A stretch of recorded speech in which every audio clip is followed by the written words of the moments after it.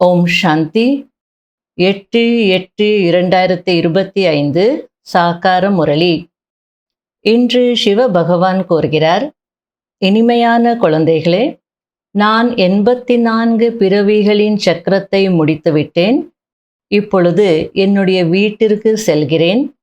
இந்த கர்ம வினை பயன்கள் நோயெல்லாம் இன்னும் கொஞ்ச காலத்திற்கு தான் என்ற குஷியில் சதா இருங்கள்.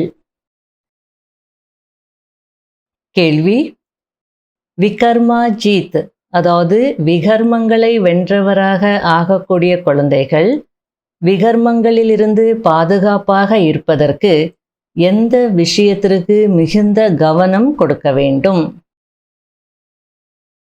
பதில்: அனைத்து விகர்மங்களுக்கும் வேறாக இருக்கக்கூடியது தேக அபிமானம் ஆகும்.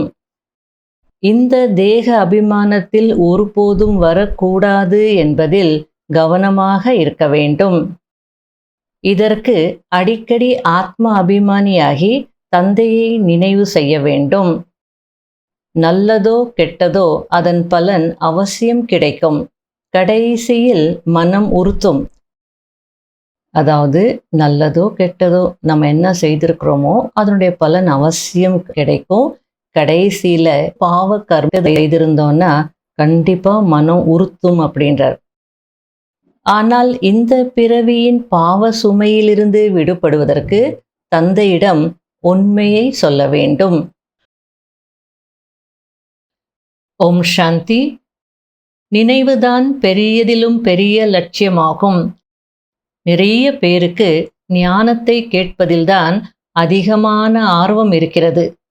ஞானத்தை புரிந்து கொள்வது மிகவும் சகஜம். 84 பிறவிகளின் சக்கரத்தை புரிந்து கொள்ள வேண்டும். சுயதர்ஷன சக்கரதாரி ஆக வேண்டும். அவ்வளவுதான், இதற்கு மேல் ஒன்றும் இல்லை.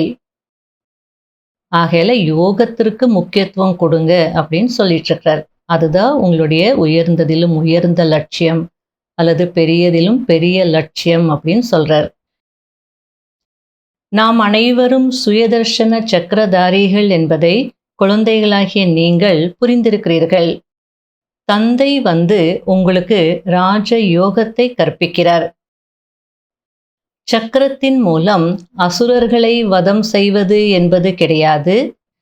யாரிடம் அசுர சுபாவம் இருக்கிறதோ அவர்கள்தான் அசுரர்கள் என்று சொல்லப்படுகிறார்கள். மற்றபடி மனிதர்களாக தான் இருக்கிறார்கள் அல்லவா? அதாவது நாம நினைக்கிற மாதிரி அசுரர்கள் அப்படின்னா ரொம்ப குரூரமா இருப்பாங்க, கொம்பு முளைச்சிருக்கும், மண்டையோடெல்லாம் போட்டுக்கிட்டு பயங்கரமா இருப்பாங்க. அப்படிலாம் இல்லை. அவங்க சுபாவம் அது போல இருக்கும். அசுர சுபாவம், அவங்கள தான் அசுரர்கள் அப்படின்னு சொல்றது அப்படின்றார். ஆகையில சக்கரத்தின் மூலம், சுயதர்ஷன சக்கரத்தின் மூலம் அசுர சுபாவத்தை அழிக்கணும். மற்றபடி தேவதைகளும் மனிதர்கள் தான், அசுரர்களும் மனிதர்கள் தான். குழந்தைகளாகிய உங்களுக்குள் குஷி இருக்க வேண்டும். நம்முடைய 84 பிறவிகளின் சக்கரம் முடிவடைந்து விட்டது. இப்பொழுது நாம் வீட்டிற்கு திரும்புகிறோம். இந்த கர்ம வினை பயன்கள் நோய்கள் எல்லாம் இன்னும் கொஞ்ச காலத்திற்காக தான். ஆகையால குஷி இருக்கணும் அப்படின்னு சொல்றார். பாவ கர்மங்களை அழித்து கர்மாதீத நிலையை எப்படி அடைவது, அதாக யுக்தி சொல்லப்படுகிறது. மற்றபடி இந்த பிறவியில் எந்த பாவ கர்மங்கள் செய்திருந்தாலும் அதை எழுதி கொடுத்து விடுங்கள். அப்போது சுமை லேசாகி விடும் என்று புரிய வைக்கப்படுகிறது. மற்றபடி பல பிறவிகளின் பாவ கர்மங்களை யாரும் எழுதி கொடுக்க முடியாது. விகர்மங்களோ நடந்து கொண்டே வந்திருக்கிறது. எப்பொழுது ராவண ராஜ்யம் ஆரம்பமானதோ அப்பொழுதிலிருந்தே பாவ கர்மங்கள் ஏற்பட ஆரம்பித்து விட்டது. சக்தியுகத்தில் கர்மம் அகர்மமாக இருக்கும். உங்களுக்கு கர்மம் அகர்மம் மற்றும் விகர்மத்தின் ரகசியங்களை புரிய வைக்கிறேன். இது பகவானின் மகா வாக்கியம் ஆகும். நீங்கள் தூய்மையற்ற நிலையிலிருந்து தூய்மையாக மற்றும் தூய்மையான நிலையிலிருந்து தூய்மையற்ற நிலையை அடைந்தே ஆக வேண்டும். இதுவும் நாடகத்தில் பதிவாகி இருக்கிறது. பலமுறை இந்த சக்கரத்தில் சுற்றி வந்திருக்கிறீர்கள், சுற்றி கொண்டே இருப்பீர்கள். நீங்கள் ஆல்ரவுண்ட் நடிகர்களாக இருக்கிறீர்கள். ஆரம்பத்திலிருந்து கடைசி வரை வேறு யாருக்கும் பாகம் கிடையாது. உங்களுக்கு தான் தந்தை புரிய வைக்கிறார். பாயிண்ட்ஸ் அல்லது தலைப்புகள் பற்றி அமர்ந்து எழுத வேண்டும். இந்த சேவை அதிகமாக இருக்கிறது என்று பாபா கூறுகிறார். அனைவருக்கும் செய்தி கொடுக்க வேண்டும். இது புருஷோத்தம சங்கம யுகம். அதாவது பாபா என்ன சொல்ல வர்றார் அப்படின்னா, ஞான பாயிண்ட்ஸ் நல்ல சிந்தனை செய்யணும். ஏதாவது ஒரு தலைப்பின் கீழே நீங்கள் சிந்தனை செய்யலாம். அப்போ நீங்கள் நல்ல சிந்தனை செய்திருந்தால் மற்றவங்களுக்கும் புரிய வைக்கலாம். நீங்கள் புரிய வைக்கும் போது ரொம்ப கிளாரிட்டி இருக்கும். கல்பம் 5000 ஆண்டிற்கானது என்பதையும் பாபா புரிய வைத்திருக்கிறார். மனிதர்கள் 84 பிறவிகள் எடுக்கிறார்கள். 84 லட்சம் பிறவிகள் அல்ல. 12 சித்திரங்களின் காலண்டரும் அச்சடிக்க வேண்டும். அதில் முழு ஞானமும் வந்துவிட வேண்டும். அதன் மூலம் சேவை எளிதாகிவிட வேண்டும். நீங்கள் குப்தமான வேடத்தில், அதாவது மறைமுகமான வேடத்தில் இந்த பழைய உலகத்தை மாற்றிக்கொண்டிருக்கிறீர்கள். மறைமுகமான போர் வீரர்களாக இருக்கிறீர்கள். உங்களை யாரும் அறியவில்லை.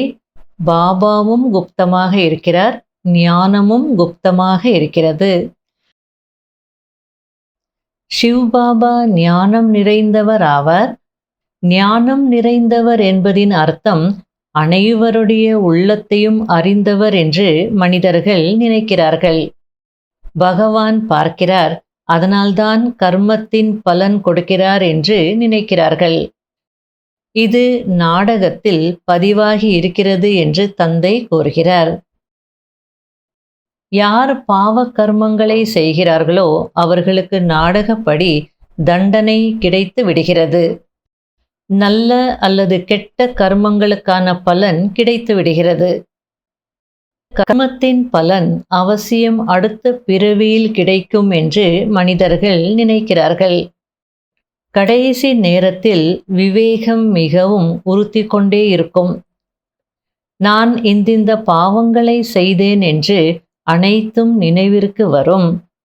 செயல்கள் எப்படியோ அப்படி பிறவியும் கிடைக்கும். இப்பொழுது நீங்கள் விகர்மாஜித், அதாவது விகர்மங்களை வென்றவர்களாக ஆகிறீர்கள் என்றால் எந்த விகர்மமும் செய்யக்கூடாது. மிக பெரிய விகர்மம் தேக அபிமானியாக ஆகுவதாகும். ஆகையால் ஆத்ம அபிமானியாகி தந்தையை நினைவு செய்யுங்கள். தூய்மையாக இருந்தே ஆக வேண்டும் என்று பாபா அடிக்கடி கூறுகிறார். சந்நியாசிகளுக்கும் நீங்கள் ஞானம் கொடுக்க முடியும். நீங்கள் முழு உலகத்திற்கும் நன்மை செய்யக்கூடியவர்கள். ஸ்ரீமத் மூலம் நாம் உலகத்திற்கு நன்மை செய்து கொண்டிருக்கிறோம் என்ற போதை புத்தியில் இருக்க வேண்டும். நல்லது. இனிமையிலும் இனிமையான தேடி கண்டெடுக்கப்பட்ட செல்ல குழந்தைகளுக்கு மாத்பிதா பாப் தாதாவின் அன்பு நினைவுகள் மற்றும் குட் மார்னிங். ஆன்மீக குழந்தைகளுக்கு ஆன்மீக தந்தையின் நமஸ்காரம். கடைபிடிக்க வேண்டிய முக்கியமான சாராம்சம். முதல் பாயிண்ட், எப்பொழுதெல்லாம் நேரம் கிடைக்கிறதோ அப்பொழுது ஏகாந்தத்தில் அமர்ந்து ஞானத்தின் நல்ல நல்ல கருத்துக்களை சிந்தனை செய்து எழுத வேண்டும். அனைவருக்கும் செய்தியை கொண்டு சேர்ப்பதற்கான அல்லது அனைவருக்கும் நன்மை செய்வதற்கான யுக்திகளை உருவாக்க வேண்டும். இரண்டாவது பாயிண்ட், விகர்மங்களிலிருந்து பாதுகாப்பாக இருப்பதற்கு ஆத்ம அபிமானியாகி தந்தையை நினைவு செய்ய வேண்டும். இப்பொழுது எந்த ஒரு பாவ கர்மமும் செய்யக்கூடாது. இந்த பிறவியில் செய்த பாவ கர்மங்களை பாப் தாதாவிடம் சொல்லிவிட வேண்டும். உண்மையை சொல்ல வேண்டும். வரதானம்: அனைத்தும் நிச்சயிக்கப்பட்டிருக்கிறது என்பதை அறிந்து கொண்டே உயர்ந்த காரியத்திற்கு நடைமுறை ரூபத்தை கொடுக்கக்கூடிய சதா சக்திசாலி ஆகங்கள். புதிய உயர்ந்த உலகம் உருவாகுவதற்கான விதி நிச்சயிக்கப்பட்டிருந்தாலும் சக்திசாலி பவ என்ற வரதானம் பெற்ற குழந்தைகள் கர்மம் மற்றும் பலன், முயற்சி மற்றும் பிராப்தி, நிமித்தம் மற்றும் படைப்பு என்ற கர்ம தத்துவத்தின்படி நிமித்தமாகி காரியம் செய்வார்கள். அதாவது புதிய உலகம் உருவாகுவதற்கான விதி ஆல்ரெடி நம்ம ஒன்றும் செய்யல. இருந்தாலும் யாருக்கு சக்திசாலி பவ என்ற வரதானம் கிடைச்சிருக்கோ அந்த குழந்தைகள் கர்மம் மற்றும் பலன், இந்த புதிய உலகத்தை உருவாக்குவதற்கு நான் உதவியாளரானால் அதன் பலன் எனக்கு கிடைக்கும். நான் முயற்சி செய்தால் எனக்கு பிராப்தி கிடைக்கும். நான் நிமித்தமானால் நான் படைக்க முடியும். இந்த கர்ம தத்துவத்தின்படி நிமித்தமாகி காரியங்கள் செய்வாங்க அப்படின்னு சொல்லிட்டு இருக்கிறார். உலகத்தினருக்கு நம்பிக்கை தென்படாமல் இருக்கிறது. இந்த உலகம் மாறுமா?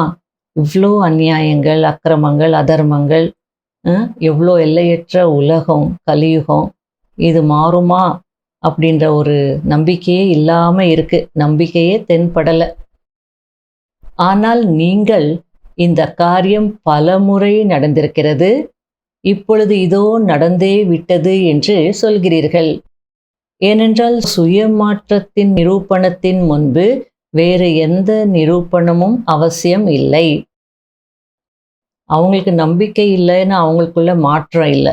நமக்கு நம்பிக்கை இருக்கு ஏன்னா நமக்குள்ள மாற்றங்கள் வந்துட்டு இருக்கு. அப்போ சுயமாற்றத்தின் நிரூபணத்தின் முன்னாடி வேற எந்த நிரூபணமும் அவசியம் இல்லைன்னு சொல்லிட்டு இருக்கிறார். அது மட்டும் இல்லை, கூடவே பரமாத்மாவின் காரியத்தில் சதா வெற்றி இருக்கவே இருக்கிறது. சுயமாற்றம் ஒரு பக்கம் இருக்கு, ஓகே. இன்னொரு பக்கம் பரமாத்மாவுடைய காரியம் எத்தனை தடைகள் வந்தாலும், எத்தனை பிரச்சனைகள் வந்தாலும், அது எவ்வளோ கடினமானதாக இருந்தாலும் பரமாத்மாவுடைய காரியத்தில் வெற்றி இருக்கவே இருக்கு அப்படின்ற நம்பிக்கையும் உங்களுக்கு இருக்கு. ஆகையால நீங்க சக்திசாலி ஆத்மாக்கள் அப்படின்னு சொல்லிட்டு இருக்கிறார். ஸ்லோகன்: சொல்வது குறைவாக செய்வது அதிகமாக இருக்க வேண்டும். இந்த உயர்ந்த லட்சியம் மகானாக ஆக்கிவிடும். அவ்யக்த சமிகை: சேவையில் அல்லது தன்னுடைய ஏறும் கலையில் வெற்றி பெறுவதற்கான முக்கிய ஆதாரம் ஒரு தந்தையின் மீது உடைப்படாத உறுதியான அன்பு. தந்தையை தவிர வேறு எதுவும் தென்படக்கூடாது. சங்கல்பத்திலும் பாபா, பேச்சிலும் பாபா, செயலிலும் தந்தையின் துணை. இதுபோல் அன்பில் மூழ்கிய நிலையில் இருந்து ஒரு வார்த்தை சொன்னாலும் அந்த ஸ்நேகம் நிறைந்த வார்த்தை மற்ற ஆத்மாக்களையும் ஸ்நேகத்தில் கட்டி போட்டு விடும். இதுபோல் அன்பில் மூழ்கிய ஆத்மாவின் பாபா என்ற ஒரு வார்த்தையே சூமந்திரம் போல வேலை செய்யும். ஓம் சாந்தி. ஓம் சாந்தி, ஓம் சாந்தி, ஓம் சாந்தி, ஓம் சாந்தி சாந்தி. ஓம் சாந்தி, ஓம் சாந்தி, ஓம் சாந்தி, ஓம் சாந்தி சாந்தி.